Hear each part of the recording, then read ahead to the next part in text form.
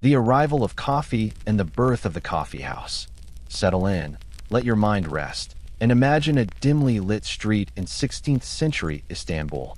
The air is thick with the smell of roasting beans. The sound of chatter filters through an open doorway, and beyond it lies something both ordinary and revolutionary: the Ottoman coffeehouse. Coffee itself did not begin in the Ottoman Empire. Its roots trace back to the highlands of Ethiopia, where legend tells of a goatherd noticing his animals prancing with unusual energy after chewing red coffee berries. From there, coffee spread into Yemen, where Sufi mystics embraced it as a tool for night-long prayers and recitations. By the early 1500s, Yemeni merchants had carried it northward across the Red Sea, and from the bustling port of Mocha, it traveled on to the heart of the Ottoman world. It is in Istanbul, during the reign of Sultan Suleiman the Magnificent, that the first recorded coffeehouses took form. They were called kahvehanes. On the surface, they might seem simple places: clay cups, steaming dark liquid, wooden benches. But to the people of the city, these houses represented something profoundly new. Coffee was not a meal, nor was it intoxicating like wine or raki. Instead, it was stimulating, sharpening minds, prolonging conversations, and creating a culture of extended wakefulness. The Ottoman capital was a city of contrasts. Its grand mosques rose like mountains of stone and marble, its narrow alleys teemed with hawkers and merchants, and its waters shimmered with the sails of countless ships. Amid this richness, the coffeehouse emerged as a kind of equalizer. Here, men of different classes could sit side by side, sharing the same bitter cup. For the first time, a tailor might find himself in earnest discussion with a scholar, or a merchant with a janissary. Coffee, dark and strong, dissolved boundaries as easily as it dissolved sleep. But this new beverage and its houses were not without controversy. Religious authorities debated: was coffee an intoxicant forbidden by Islamic law, or merely a stimulant like tea? In 1511, in Mecca, coffee was briefly banned. Judges declared it dangerous, fearing that it encouraged gatherings where gossip or sedition might spread. Yet bans rarely held for long. Coffee had already rooted itself into daily life. By the mid-1500s, Istanbul's coffeehouses were thriving, their reputation growing so rapidly that travelers from Venice, London, and Paris wrote about them with awe. What did these places look like? Imagine a low, shadowed interior, its walls lined with wooden shelves holding cups, brass pots, and tall ewers of water. A brazier glows in the corner, where coffee beans are roasted until they crackle, filling the air with their nutty, smoky perfume. Mortars grind the beans into powder, which is boiled slowly in long-handled pots called sezv.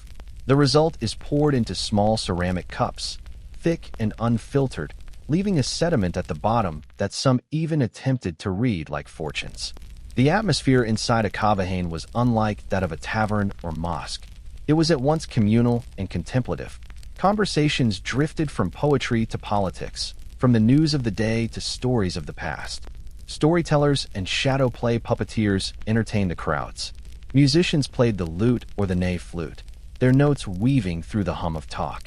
In time, chess and backgammon boards appeared, their rhythmic clicks and taps blending with the clink of cups. But etiquette mattered. The Ottomans treated the coffeehouse as a space of both freedom and restraint. A man was expected to sip slowly, to join the rhythm of conversation rather than dominate it. Excessive laughter, drunken behavior, or quarrels were frowned upon. The ritual of preparing coffee, roasting, grinding, boiling, was treated almost with reverence. To serve coffee was to extend hospitality. To refuse it was a slight. Outside the kahvehane, the streets of Istanbul pulsed with change. The empire was expanding, trade was flowing, and cultures were colliding. Within, the coffeehouse mirrored that energy but softened it, turning the turbulence of empire into the quiet murmur of voices and the steam of a dark, bitter drink. As you sit with this picture in your mind, think of the first sip. Bitter, earthy, hot, not sweetened, not softened. A drink that forced the tongue awake and the mind alert. For the Ottomans, coffee was not only refreshment, it was discipline, focus, and conversation. And the coffeehouse was not simply a place to drink, it was a place to think. Yet this raises questions. If these houses welcomed all classes and conversations, did they not threaten the authority of rulers? Could a humble clay cup of coffee become a tool of change in an empire built on hierarchy and order? Rituals, rules, and the social choreography of the coffee house. Close your eyes and imagine yourself stepping into a kavahane in 17th century Istanbul.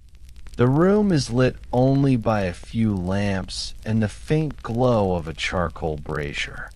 The scent of roasted beans hangs thick in the air, mingled with the sharper tang of smoke from pinewood fires.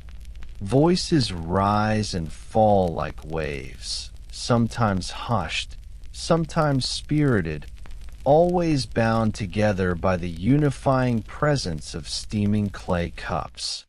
Yet beneath this apparent casualness, the coffee house had its own quiet order, a set of rules that gave shape to the gatherings within.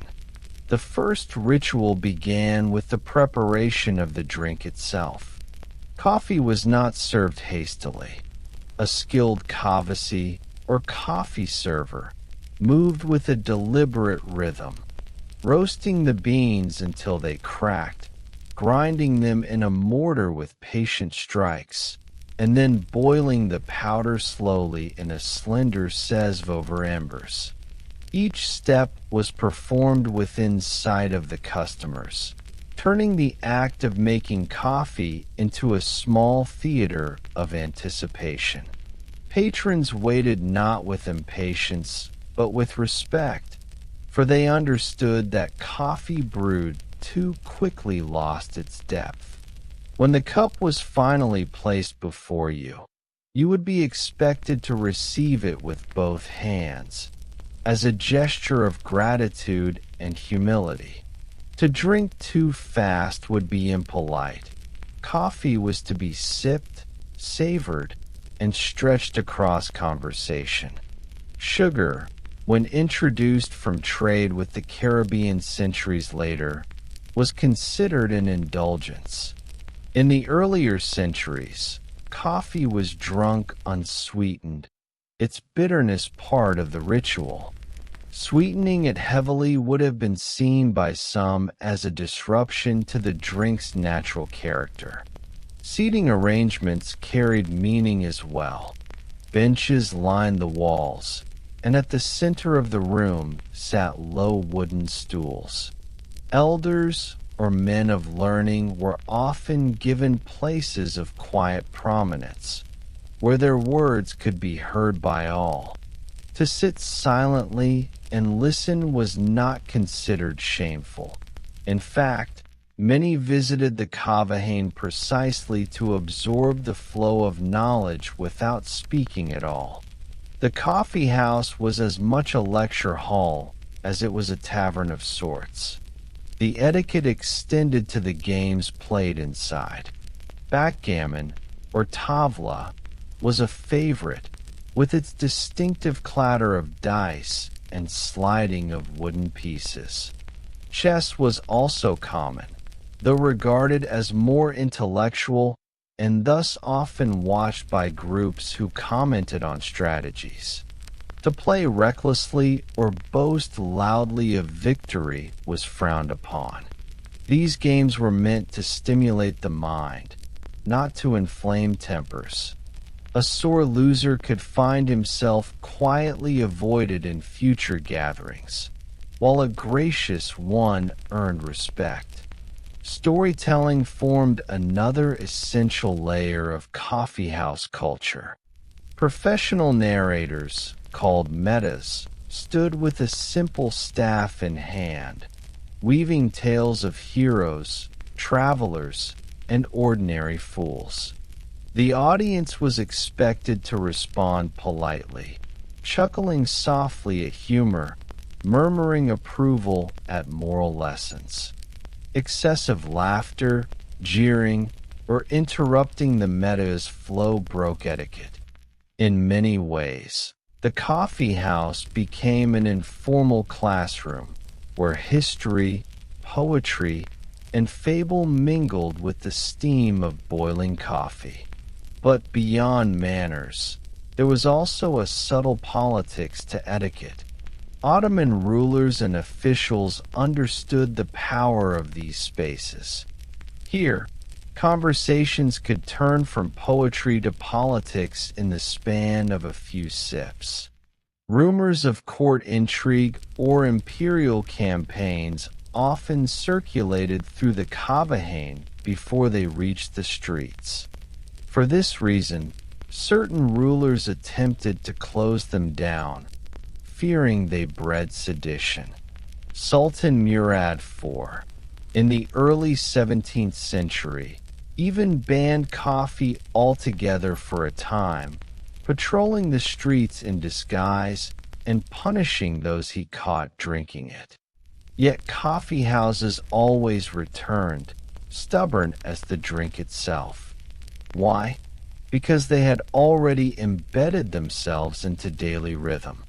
To close a coffeehouse was to attempt to erase a communal need for conversation, rest, and stimulation. People adapted, meeting in secret or reopening under new guises. In this sense, etiquette was more than just manners, it was survival. By keeping their conduct orderly, patrons made coffee houses harder to target as dens of rebellion. Inside, conversation was expected to be measured. Heated arguments could happen, but they were tempered by the ritual of sipping coffee. Pauses built naturally into the rhythm of debate. To speak without drinking was unusual. The act of sipping allowed tempers to cool, making disputes more philosophical than personal. Even those who disagreed fiercely might still share the same pot of coffee, passing the says back and forth as a sign that discussion could continue without hostility. The Coffeehouse also shaped personal reputations. A man who monopolized the conversation was quietly judged as arrogant. One who listened carefully, responding with thoughtful comments, was respected. The storyteller who exaggerated too wildly lost credibility, while the meta who balanced wit with humility could become beloved. In this way, the coffee house became a mirror of social life, where etiquette served as currency and reputation was minted cup by cup. Yet for all its calm surface, one could sense the tension between the rules and the realities. The empire was vast, its politics heavy, its streets filled with gossip. Could a space built on bitter cups and gentle etiquette truly contain the undercurrents of dissent? Was the quiet order of the coffee house a shield against turmoil, or a stage upon which future unrest might be rehearsed? By now you've seen the Coffeehouse as more than a shop serving a dark drink. It was a stage for ritual, for conversation, and for games that filled the hours of the night. But beneath this gentle order, rulers and officials sensed something less predictable. A space that gathered men of all classes, fueled by a drink that sharpened the mind and extended wakefulness, could be both a sanctuary of calm and a seabed of discontent. And so, the coffee house became not just a cultural space, but a political one. Imagine yourself again in 17th century Istanbul. The empire at this time was vast, stretching from the gates of Vienna to the deserts of Arabia. Armies marched, caravans traveled, and taxes flowed toward the capital. Yet with empire came unease. Janissaries, the once elite corps of soldiers, had grown restless and powerful. Court intrigue festered, and rumors about the Sultan's health or a vizier's schemes could spread like wildfire. Where did these whispers gather and multiply? Not in the palaces, nor in the mosques, where speech was formal and controlled. They gathered in the warm, smoky corners of the Kaaba. It was here that travelers reported news from distant provinces. It was here that disgruntled soldiers muttered about pay.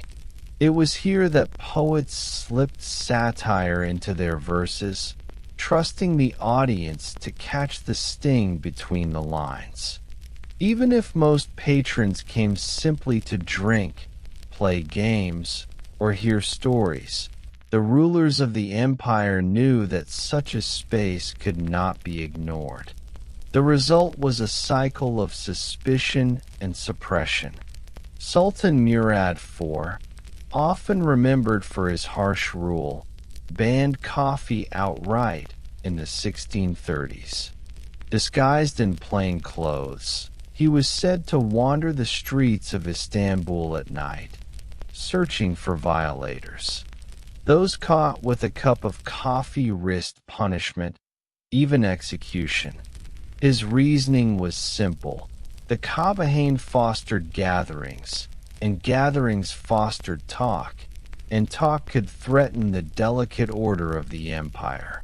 Yet bans never lasted long. The people returned to their coffee, and rulers after Murad relented, realizing that outlawing such a drink was futile. In truth, coffee houses had already become part of the fabric of daily life. A band could close their doors for a season, but the habit had taken root too deeply to be uprooted. Instead, surveillance became the tool of choice. Officials began to send spies into coffee houses, blending in as ordinary patrons.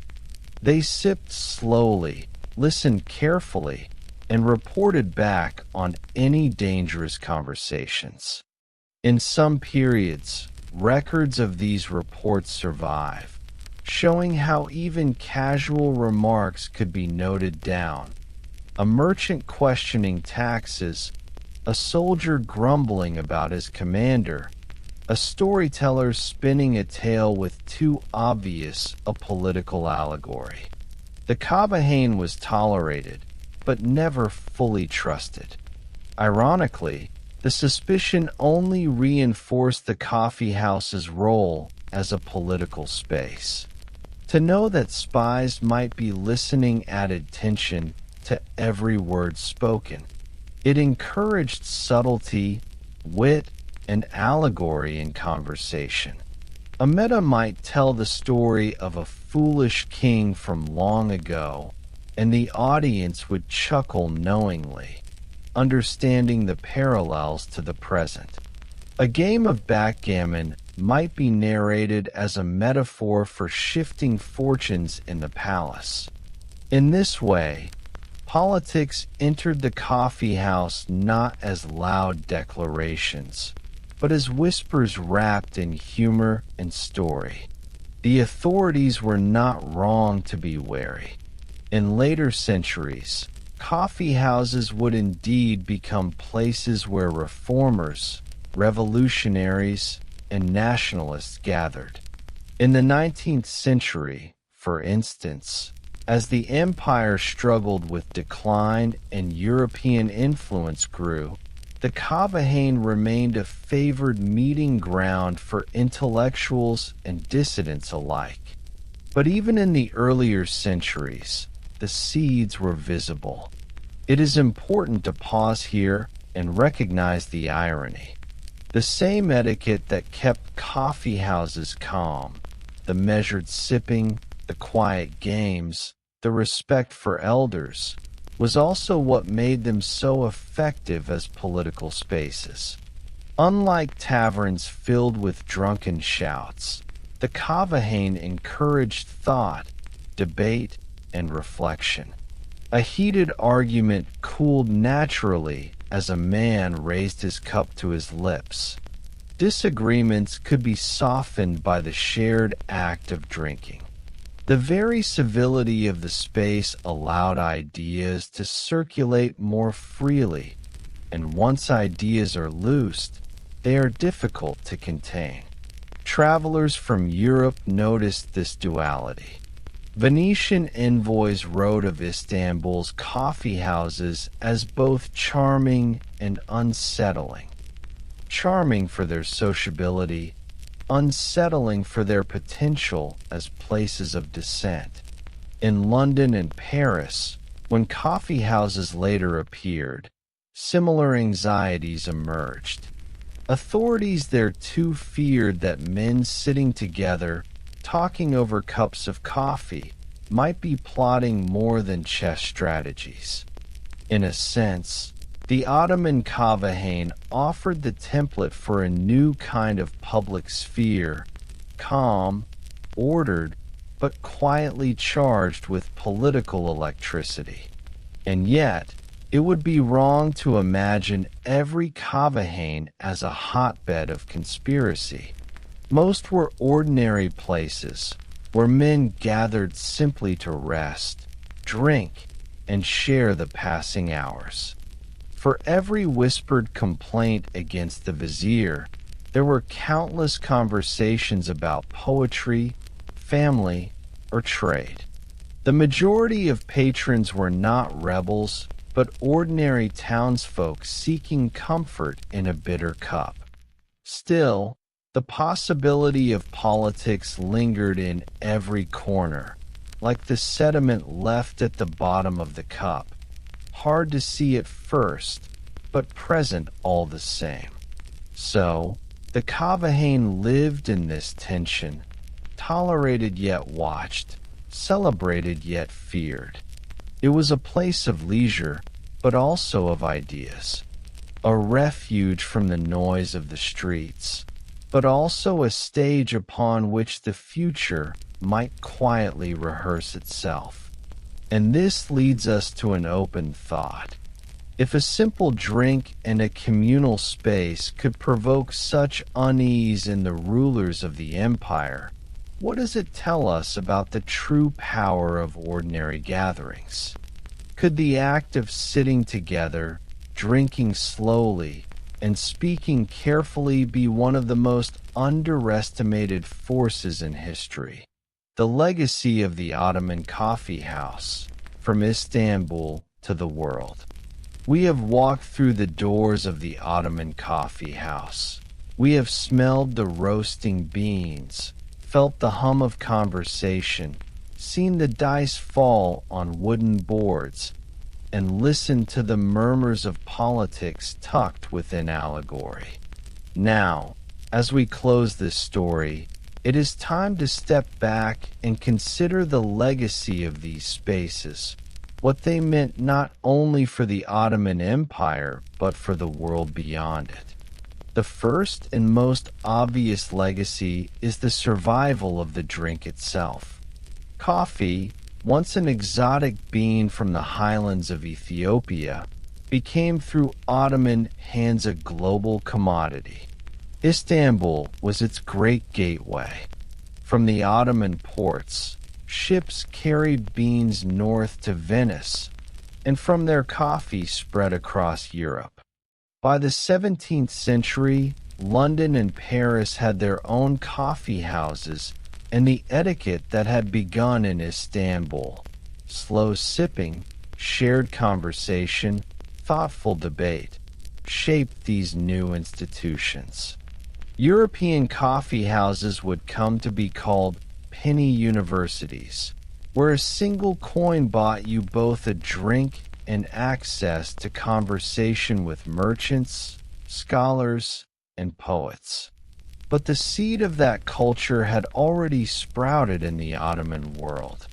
The second legacy lies in the concept of the public sphere. The Kaaba was not a mosque, nor a market, nor a private home. It was something in between, a semi-public place where ordinary men could meet, talk, and exchange ideas. In many ways, it was the first version of what modern societies would call civil space. a realm where people engage with each other outside of family and state. That simple act of sitting together over a cup had profound implications for how societies would later conceive of democracy, debate, and citizenship. The third legacy is cultural. Ottoman coffeehouses were centers of oral tradition.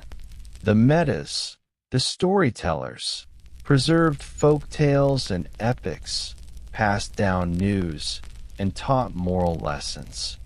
Shadow puppet plays, like the tales of Karagaz and Hassavat, became staples of entertainment in these spaces, their humor and satire shaping popular culture for centuries.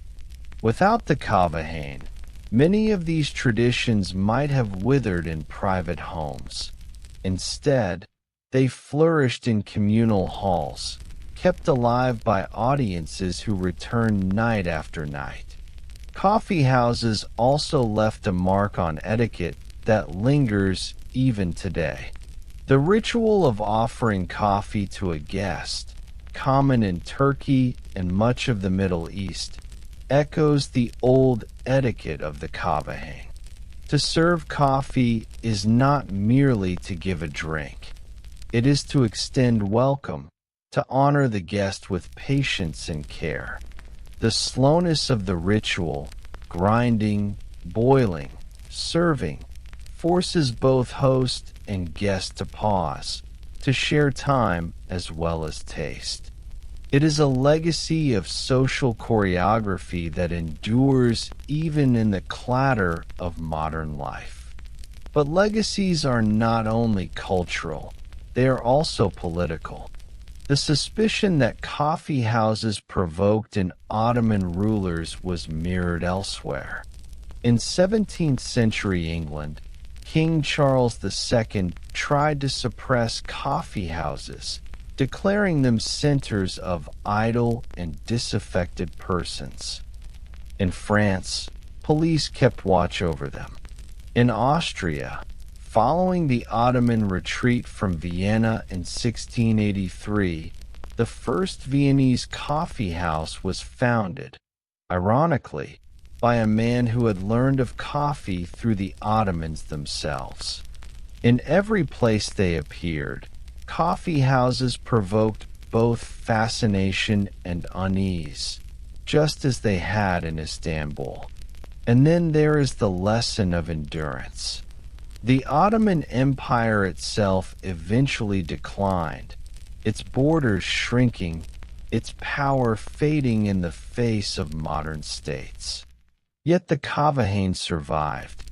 Long after sultans lost their thrones, long after janissaries were disbanded, the domed mosques and winding alleys of Istanbul still echoed with the sounds of spoons against cups, of backgammon dice clicking, of storytellers drawing out a punchline. Even today, in modern Turkey, you can sit in a Kavahane and feel the weight of centuries in its slow rhythms. There is something humbling in this. Empires rise and fall, dynasties come and go, but the simple act of people gathering to share a drink continues. The Kavahane reminds us that history is not only about battles and treaties. It is also about the ordinary spaces where people live, talk, and think together. So what, then, is the ultimate legacy of the Ottoman coffee house? Perhaps it is the reminder that power lies not only in palaces, but in conversations. A ruler may command armies, but a cup of coffee shared between neighbors can shape opinions, spread ideas, and nurture change. The etiquette of the Kavahane, listening, sipping slowly, debating respectfully, offered a model for civil society that resonates even in the digital spaces of our own time. Picture, as we close, one final scene. It is late evening in Istanbul, Centuries ago, a kavahane glows faintly with lamplight. Inside, men sit shoulder to shoulder, their cups warm in their hands. A storyteller finishes his tale, the room murmurs with approval, and dice clatter against a wooden board. Outside, the empire shifts and groans under the weight of politics, but inside, for a moment, there is only the hum of voices and the comfort of bitter coffee. And as you let that image settle, consider the quiet question it raises. Perhaps the true revolutions of history do not begin with shouts in the streets, but with murmurs over a shared cup, in the calm ritual of a place that taught people how to sit, sip, and speak together.